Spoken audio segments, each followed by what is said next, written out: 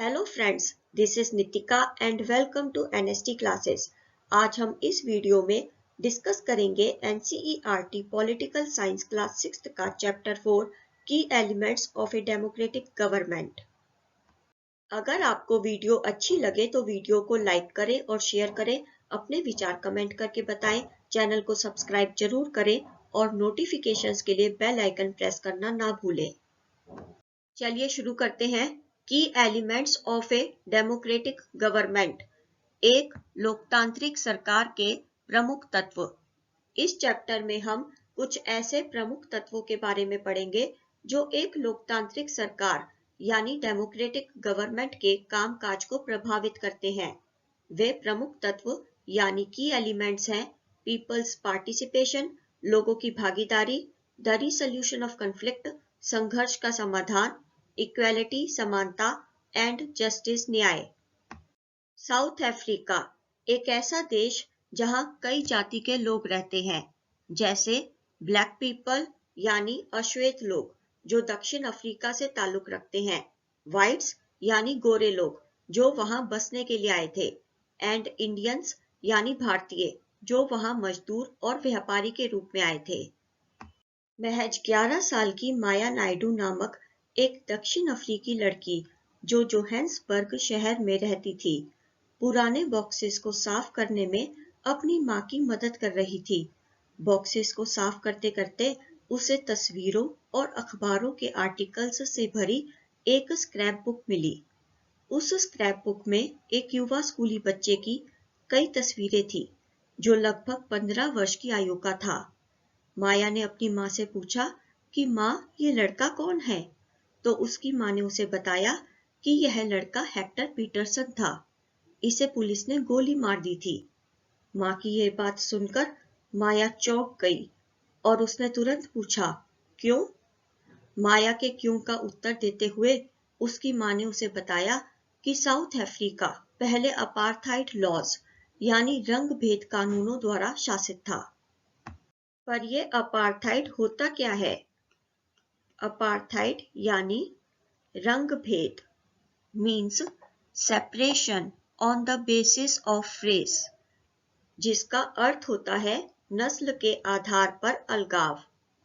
South Africa के लोग white, black, Indian और कलर्ड नस्लों में बटे हुए थे।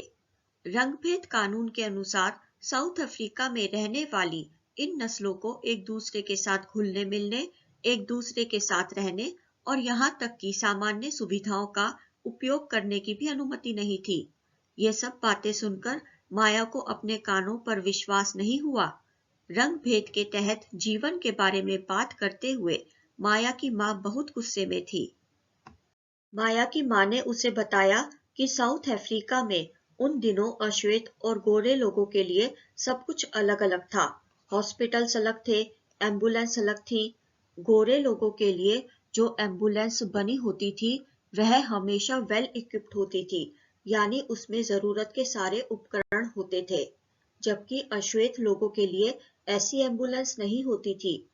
अश्वेत और गोरे लोगों के लिए ट्रेन और बसेस भी अलग अलग थी, क्योंकि अश्वेत लोगों को गोरे लोगों के साथ सफर करने की इजाजत नहीं थी।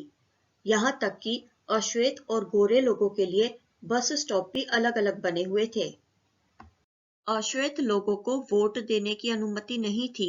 देश में जो सबसे अच्छी भूमि थी वह गोरे लोगों के लिए आरक्षित थी और अश्वेत लोगों को सबसे खराब उपलब्ध भूमि पर रहना पड़ता था।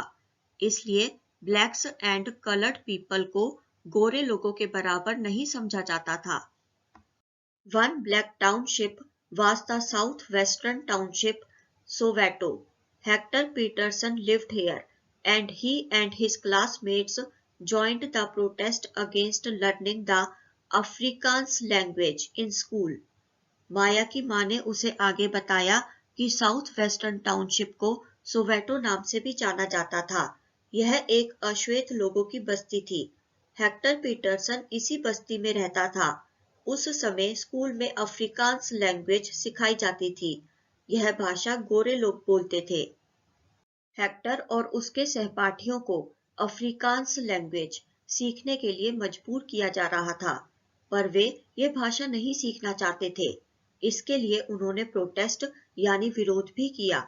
इसके बजाय वे अपनी भाषा ज़ुलू सीखना चाहते थे। दक्षिण अफ्रीकी पुलिस ने प्रोटेस्ट करने वालों को बेरहमी से पीटा और भीड़ पर अंधाधुंध गोलियां चला दी। पुलिस वालों की एक गोली हेक्टर पीटरसन को भी लग गई और उसकी वही मौत हो गई। यह सब 16 जून 1976 को हुआ था। अफ्रीकन नेशनल कांग्रेस ऐसे लोगों का समूह था जिन्होंने रंगभेद के खिलाफ संघर्ष का नेतृत्व किया। इनके सबसे प्रसिद्ध नेता नेल्सन मंडेला थे, जिन्होंने कई वर्षों तक रंगभेद व्यवस्था के खिलाफ लड़ाई लड़ी। अंत में इन्हें सफलता मिली और 1994 में साउथ अफ्रीका एक ऐसा देश बन गया जिसमें सभी नस्लों के लोगों को समान माना जाता था। चलिए अब हम यह समझने की कोशिश करते हैं कि एक डेमोक्रेटिक गवर्नमेंट हम सभी के लिए क्या मायने रखती है। पार्टिसिपेशन, भाग लेना। Why do we have regular elections? क्या आपको पता है कि नियमित चुनाव क्यों होते हैं? हम यह पिछले चैप्टर में पढ़ चुके हैं कि डेमोक्रेसी में लोग डिसीजंस लेते हैं। चुनाव में मतदान के माध्यम से ही लोग लीडर्स को चुनते हैं जो बाद में उन्हें रिप्रेजेंट करते हैं। लोग ऐसा मानते हैं कि उनकी आवाज और हितों को ध्यान में रखकर ही ये प्रतिनिधि उनकी ओर से डिसीजंस लेंगे। All governments are elected for fixed periods. सभी गवर्नमेंट्स एक निश्चित अवधि के लिए ही चुनी जाती हैं। भारत में सरकार की निश्चित अवधि 5 वर्ष की होती है। एक बार इलेक्ट होने के बाद सरकारें उस निश्चित अवधि तक ही सत्ता में बनी रह सकती है। पर अगर सरकारें सत्ता में बनी रहना चाहती हैं, तो उन्हें लोगों द्वारा फिर से निर्वाचित होना होगा। लोगों द्वारा वोट देना, यह लोगों के लिए ऐसा क्षण होता है जब वे अपनी शक्ति को महसूस कर सकते हैं, अपनी शक्ति को पहचान सकते हैं, और इस प्रकार नियमित चुनाव होने से सरकार की शक्ति एक तरह से सीमित हो जाती है। अदर वेज ऑफ पार्टिसिपेटिंग, भाग लेने के अन्य तरीके। आमतौर पर चुनाव 5 साल में एक बार ही होते हैं। सरकार की प्रक्रिया में भाग लेने का एक तरीका मतदान तो है ही, लेकिन इस प्रक्रिया में भाग लेने के अन्य तरीके भी हैं। जैसे लोग सरकार के कामकाज में रुचि लेकर सरकार की प्रक्रिया में भाग लेते हैं और आवश्यकता पड़ने पर सरकार के कामकाज की आलोचना करके भी लोग इस प्रक्रिया में भाग लेते हैं। अगस्त 2005 में जब एक विशेष सरकार ने बिजली के दामों को बढ़ा दिया था, तो लोगों ने बढ़ चढ़कर इसके खिलाफ अपनी अस्वीकृति व्यक्त की। उन्होंने रैलियां निकाली और हस्ताक्षर अभियान यानी सिग्नेचर कैंपेन भी चलाया। सरकार ने लोगों को अपना फैसला समझाने की कोशिश की और अपने फैसले का बचाव करने की भी पूरी कोशिश की, लेकिन अंत में सरकार ने लोगों की राय सुनी और बिजली के बढ़े हुए दामों को वापस ले लिया। सरकार को अपना फैसला इसलिए बदलना पड़ा क्योंकि सरकार लोगों के प्रति जिम्मेदार है, और हम यह जानते ही हैं कि डेमोक्रेसी में लोग ही डिसीजंस लेते हैं। ऐसे बहुत से तरीके हैं जिनके द्वारा लोग अपने विचारों को व्यक्त करते हैं और सरकारों को यह समझाते हैं कि उन्हें वास्तव में क्या करना है। ये तरीके हैं जैसे लोग धरने पर बैठते हैं, रैलियां करते हैं, हड़ताल करते हैं, हस्ताक्षर अभियान चलाते हैं आदि। सरकार की जो बातें लोगों को अनुचित और अन्यायपूर्ण लगती हैं, उन बातों को भी लोग आगे लाते हैं। सरकारी मुद्दों और सरकार की जिम्मेदारियों पर चर्चा करने में न्यूज़पेपर्स, मैगजीन्स और टीवी भी एक अहम भूमिका निभाते हैं।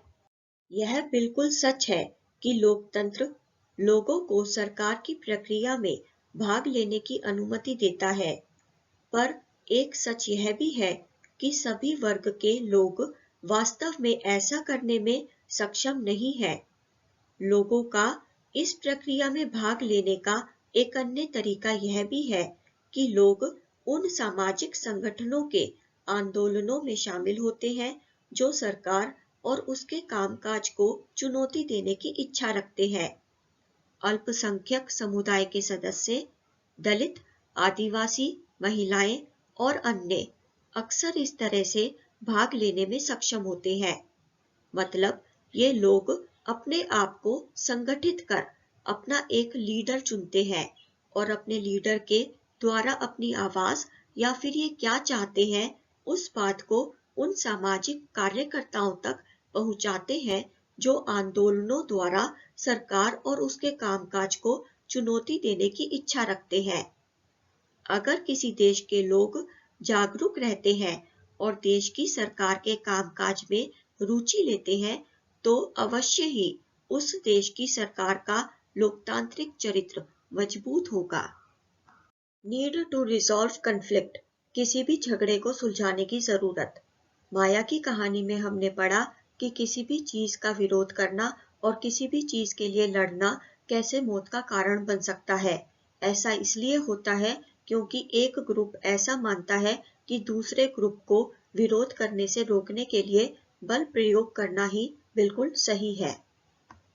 विरोध तब होता है जब विभिन्न संस्कृतियों, धर्मों, क्षेत्रों या आर्थिक पृष्ठभूमि के लोग एक दूसरे के साथ मिलकर नहीं रहते हैं, या फिर जब उनमें से कुछ को ऐसा लगता है कि उनके साथ किसी प्रकार का भेदभाव किया जा रहा है।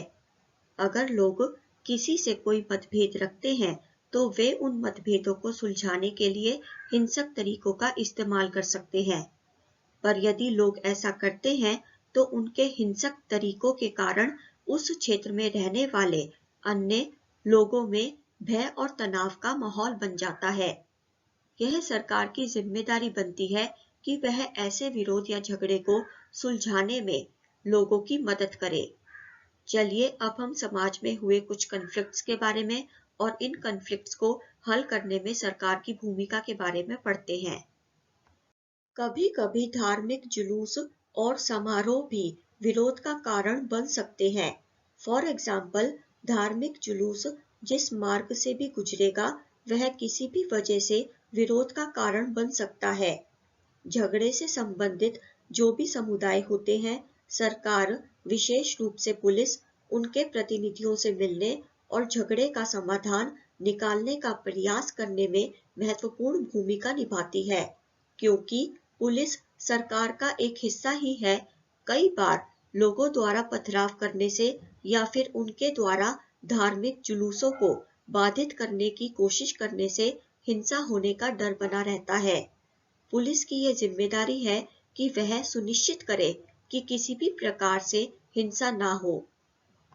नदियां भी राज्यों के बीच विरोध का मूल कारण बन सकती हैं, क्योंकि नदी एक राज्य से बहना शुरू होती है, दूसरे राज्य से बहती हुई तीसरे राज्य में बहना खत्म होती है।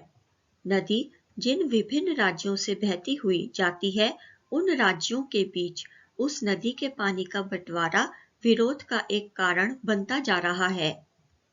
फॉर एग्जाम्पल, आपने कर्नाटका और तमिलनाडु के बीच कावेरी जल विवाद के बारे में तो सुना ही होगा। कर्नाटका के कृष्णा सागर डैम में स्टोर किए हुए पानी का इस्तेमाल कई जिलों की सिंचाई और बेंगलुरु शहर की जरूरतों को पूरा करने के लिए किया जाता है, और तमिलनाडु के मैटूर डैम में स्टोर किए हुए पानी का इस्तेमाल उस राज्य के डेल्टा क्षेत्र में उगाई जाने वाली फसलों के लिए किया जाता है। कावेरी नदी पिछले 30 वर्षों से दो राज्यों के विरोध का केंद्र बनी हुई है। इसके बावजूद ये नदी बहती है। कर्नाटका और तमिलनाडु के बीच कावेरी नदी के पानी को लेकर विरोध इसलिए उत्पन्न हुआ क्योंकि दोनों राज्यों के बांध कावेरी नदी पर ही हैं। आपने इंडिया के मैप में साउथ की तरफ देखा होगा कि कर्नाटका ऊपर है और तमिलनाडु नीचे है। इसलिए कर्नाटका में बने कृष्णा सागर डैम से जब पानी छोड़ा जाएगा तभी तमिलनाडु में बने मैटूर डैम को भरा जा सकता है। इसलिए दोनों ही राज्यों को उतना पानी नहीं मिल सकता जितना उन्हें अपने राज्य के लोगों के लिए चाहिए, क्योंकि दोनों ही राज्यों को उनकी जरूरत के हिसाब से पानी नहीं मिल पाता है, इसलिए यह विरोध की वजह बनता है।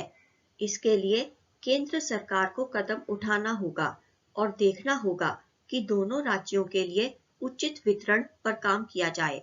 यानी केंद्र सरकार को कुछ ऐसा करना होगा कि दोनों ही राज्यों को उचित पानी मिले, जिससे दोनों राज्य अपने लोगों की पानी की जरूरत को पूरा कर सके। भारतीय संविधान जिन बुनियादी नियमों या कानूनों को निर्धारित करता है, उनका पालन सभी को करना चाहिए। भारतीय संविधान किसी के साथ पक्षपात नहीं करता। ये कानून सरकार और जनता दोनों के लिए एक जैसे ही होते हैं। Conflicts and differences have to be resolved according to these laws. किसी के द्वारा किया जा रहा विरोध और किसी के बीच हो रहे मतभेदों को इन्हीं कानूनों के अनुसार सुलझाया जाना चाहिए। Equality and justice.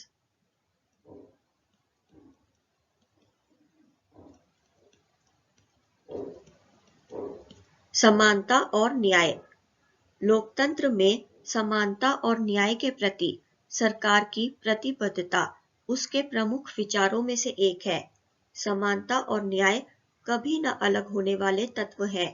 मतलब इक्वालिटी एंड जस्टिस एक दूसरे से जुड़े हुए हैं, यानी ये दोनों एक दूसरे के पूरक हैं।